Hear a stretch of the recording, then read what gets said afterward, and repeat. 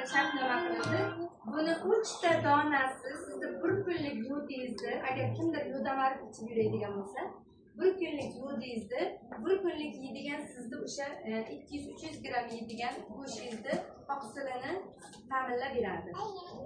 Kuniga 3 ta donadan yesangiz, har kuni mana shu narsani odat qilsangiz, sizga o'sha barcha yetishmagan oqsillar va yo'qlarni mana shu po'chonidan olishingiz mumkin.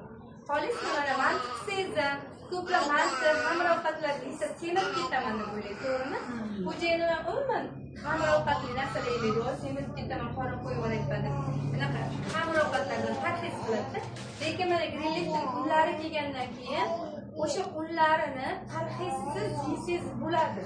Chunki unlari ham yodlangan un hisoblanadi, xudo xolisa yaqin kunlarda sizga ham keladi.